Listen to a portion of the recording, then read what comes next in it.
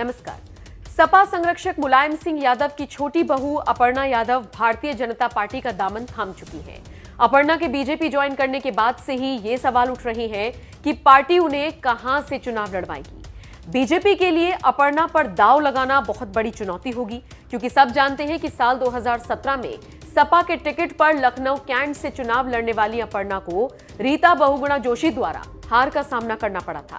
इस बार समीकरण बदले हैं, अपर्णा की पार्टी बदली है, लेकिन जनता के दिमाग में क्या है ये फिलहाल कोई नहीं जानता।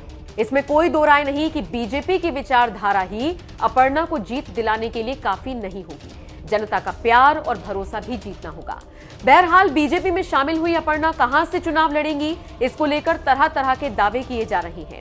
सियासी गलियारों में खबर है कि अपर्णा लखनऊ के सदर सीट से चुनाव लड़ सकती है। न सिर्फ लखनऊ बल्कि उसके आसपास के किसी जिले की किसी सीट से भी उनको चुनाव लड़वाया जा सकता है। माना जा रहा है कि ऐसा करना ही बीजेपी के लिए फायदे का सौदा साबित होगा।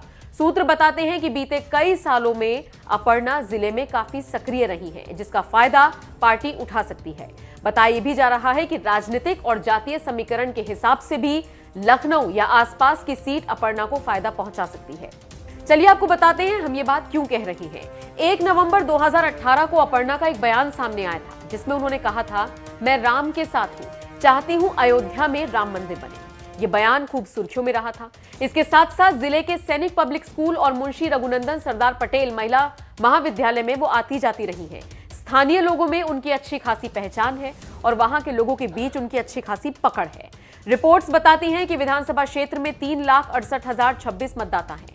साल 2011 की जनगणना के अनुसार यहां ब्राह्मण 7%, क्षत्रिय 8, कायस्थ 5, वैश्य 8, मुस्लिम 20, अन्य सामान्य 2, यादव 14, कुर्मी 10, मौर्य 2, लोध 0.5, कहार 0.3, गडरिया 0.5, निषाद 0.2, अन्य पिछड़ा 2.5, गौतम 8, रावत 10 और अन्य 2% मतदाता हैं। हालांकि आपको बताते चलें कि अभी तक ये तय नहीं हो पाया है कि अपर्णा कहां से चुनाव लड़ेंगी, लेकिन लखनऊ या आसपास की कोई सीट उनको दी जा सकती है, इस तरह की खबरें हैं। बहरहाल आपको क्या लगता है, बीजेपी अपर्णा को कहां से मैदान में उतारेगी? कमेंट करके अपनी राय हमें जरूर